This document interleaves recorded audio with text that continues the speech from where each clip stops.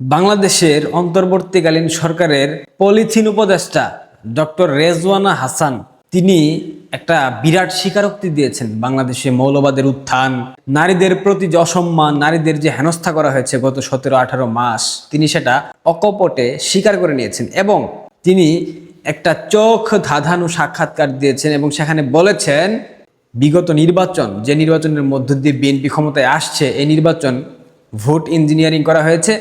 জামাত 168টা আসন নিয়ে সংসদে আসবার কথা ছিল, কিন্তু অন্তর্বর্তীকালীন সরকার এবং বাংলাদেশের প্রশাসন জামাতকে ক্ষমতায় আসতে দেয় নাই।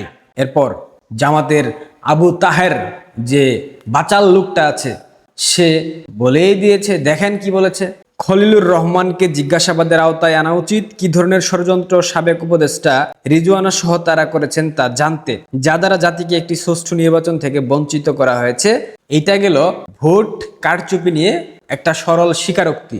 এরপর আসেন জুলাই সনদ, সংবিধান সংস্কার, এই ধরনের বিষয় কেন্দ্রিক যে ধরনের বক্তব্য বিএনপি এবং জামায়াত ইসলাম এবং এনসিপির ছিল, এটা নিয়ে মহামান্য স্বরাষ্ট্রমন্ত্রী জনাব শিলং সালাউদ্দিন সাহেব একটা সাক্ষাৎকারে বলেছেন যে সংবিধান সংস্কার মানে জুলাই জাতীয় সনদ উইদিন ব্র্যাকেট সংবিধান সংস্কার আদেশ 2025 নামে যেই আদেশটি হয়েছিল, সেটা সংবিধানের ভায়োলেশন হয়েছে।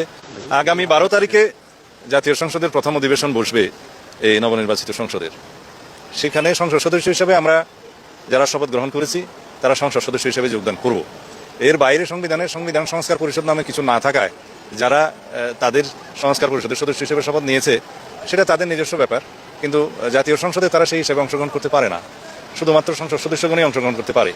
সংবিধান সংস্কার পরিষদের শপথ নিয়েছে জামাত এবং এনসিপি, কিন্তু বিএনপি নেয় নাই। সালাউদ্দিন সাহেবের এই কথার প্রেক্ষিতে জামাতের জেনারেল সেক্রেটারি মিয়া গোলাম পারোয়ার তিনি কি বলেছে শুনেন। সংবিধানে নাই তো সংবিধানে এই নির্বাচনও তো ছিল না। আপনি যদি সংবিধানের প্রতি, যে সংবিধানকে সংস্কার করতে চাচ্ছি, যার জন্য এত সংস্কার, যার জন্য ছাত্র জনতার এত রক্ত, এত চোখের পানি, আপনি যদি সেই নতুন বাংলাদেশকে অস্বীকার করে কর্তৃত্ববাদী শাসনের দলিল হিসেবে যে সংবিধানকে পূজা করেছে যারা, সেই সংবিধানকে যদি এখন রেফারেন্স ধরেন, তাহলে আপনাকে তো এটাও মানতে হবে, এই সংবিধান মানতে গেলে তো শেখ হাসিনাকে প্রধানমন্ত্রী মানা লাগবে। এই নির্বাচন তো অবৈধ হবে, অন্তর্বর্তীকালীন সরকার অবৈধ হবে, আপনারা যে পার্লামেন্টে গেছেন তাও তো অবৈধ হবে, গণভোট যদি অবৈধ হয় তো আপনার এমপিগিরিও তো অবৈধ হবে। কি বুঝছেন? সালাউদ্দিন সাহেব সংবিধান সংস্কার পরিষদ নিয়ে যে বক্তব্য দিয়েছেন, তার প্রেক্ষিতে মিয়া গোলাম পরোয়ার তার উত্তরগুলা দিয়ে দিয়েছেন।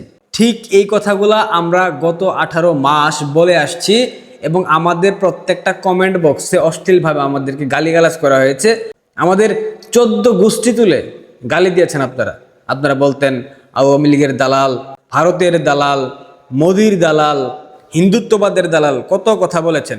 একটা কথা আমি সবসময় বলতাম, যখন মাঠে প্রতিপক্ষ থাকে না শক্তিশালী অবশ্যই, তখন নিজেদের মধ্যে নিজেরাই সংঘর্ষ বাঁধিয়ে দেয়, যেমনটা গত 17 বছর আওয়ামী লীগের মধ্যে আমরা দেখেছি। আওয়ামী লীগের নেতাকর্মীদের মধ্যে কোনো প্রকার ভারসাম্যতা ছিল না, তারা নিজেদের মধ্যে একটা সাংঘর্ষিক সম্পর্ক সৃষ্টি করে রেখেছিল, কারণ বিএনপি তাদের শক্তিশালী কোনো প্রতিপক্ষ হিসেবে নিজেদেরকে উপস্থাপন করতে পারে নাই। এই মুহূর্তে বাংলাদেশের 50% সমর্থকের দল বাংলাদেশ আওয়ামী লীগের অনুপস্থিতিতে বিএনপি এবং জামাত সেটাই করছে। আওয়ামী লীগের অনুপস্থিতিতে জামাত বিএনপির মধ্যে একটা বৈরী সম্পর্ক আপনারা দেখতে পাচ্ছেন। যদি আওয়ামী লীগ আজ আসে, কাল থেকে বিএনপি জামাত এক হয়ে মিলে যাবে। এটা যেমন সত্য, ঠিক তেমনি ভাবে জুলাই সন্ত্রাসে যারা সম্পৃক্ত ছিল, যারা জুলাই সন্ত্রাসে মাস্টার মাইন্ড ছিল, যারা জুলাই সন্ত্রাসে নেতৃত্ব দিয়েছে, যারা থানায় আগুন দিয়েছে, পুলিশ হত্যা করেছে, সাধারণ মানুষদেরকে হত্যা করেছে, ছোট শিশু বাচ্চাদেরকে হত্যা করেছে, এদের মনের মধ্যে একটা ভয় আছে। সুতরাং তারা চায় বাংলাদেশের 72-এর সংবিধানকে মুছে ফেলে দিতে, যেটা আসিফ মাহমুদ সজীব ভুঁইয়া সেদিন বলে দিয়েছে, বাংলাদেশে যদি কোনো জনগণের সরকার আসে সেক্ষেত্রে বাংলাদেশের 72-এর সংবিধানকে ছুঁড়ে ফেলে দেওয়া হবে। তার ওই প্রক্রিয়ার অংশ হিসেবে জামাত ইসলাম এখন পাগল হয়ে গেছে, কারণ বিএনপি সংবিধান সংস্কার কমিশনের শপথে অংশ নেয়নি এবং জাতীয় সংসদের সদস্য পদে সংবিধান মোতাবেক শপথ নিয়ে জামাত ইসলাম আবার যখন জুলাই সনদ এবং সংবিধান সংস্কার কমিশনের শপথ নিয়েছে, তখন কিন্তু জামাত ইসলামের শপথ, তারা যে আগের শপথ নিয়েছে সেটা কিন্তু ধ্বংস হয়ে গেছে, নষ্ট হয়ে গেছে, বাতিল হয়ে গেছে। এটাও সালাউদ্দিন সাহেব বলে দিয়েছেন। আমি আবারও বলছি, বাংলাদেশের অন্তর্বর্তীকালীন সরকার কোনো বৈধ সরকার ছিল না। বাংলাদেশের সংবিধানে অন্তর্বর্তীকালীন সরকার নামে কোনো শব্দ ছিল না। অবৈধ সরকার, অবৈধ প্রশাসন, অবৈধ সবকিছু, অবৈধ তাদের আয়োজিত নির্বাচন। এই নির্বাচন সম্পূর্ণরূপে অবৈধ, যদিও নির্বাচন হয়ে গেছে, বাট এটা অবৈধ।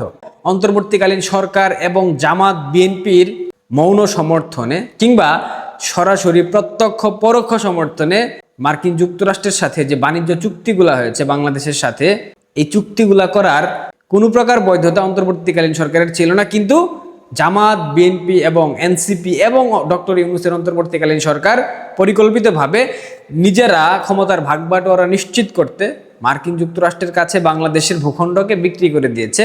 বাংলাদেশের মানুষের ভাগ্যের রেখার উপর তারা ধরতে গেলে হিসু করে দিয়েছে। বুঝতে পারছেন খেলা কোন লেভেলে চলতেছে?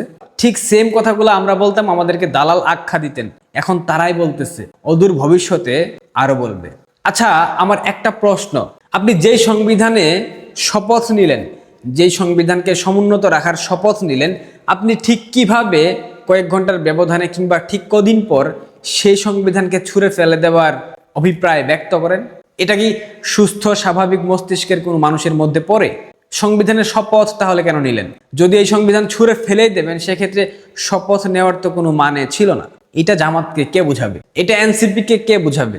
এখন পর্যন্ত বিএনপি সংবিধান সংস্কারের পক্ষে নয়, তারা সংবিধান মোতাবেক আগাচ্ছে। আগামী 12 তারিখ জাতীয় সংসদের প্রথম অধিবেশন, মহামান্য রাষ্ট্রপতি শুনেছি তিনি প্রথম ভাষণ দেবেন। দেখা যাক, অনেকগুলো খেলাধুলা চলতেছে, তো এখানে আবার আন্তর্জাতিক বিভিন্ন বিষয় আছে, সুতরাং বুঝতেই পারছেন কি হতে পারে কি হতে পারে না। বাংলাদেশের রিজার্ভ নাই বললে চলে, বাংলাদেশের ডিজেল আছে 14 দিনের, পেট্রোল আছে 20 দিনের উপরে। একটা সরকার অন্তত পক্ষে 4 মাসের মজুত করে যায় প্রত্যেকটা জিনিস, সে দেশের মানুষের নিত্য প্রয়োজনীয় যে জিনিসগুলা। তাহলে অন্তর্বর্তীকালীন সরকার ক্ষমতা থেকে চলে গেছে কয়েকদিন হলো, এখনই বাংলাদেশের তেলের যে মজুত সেটা শেষ হয়ে গেল কেন?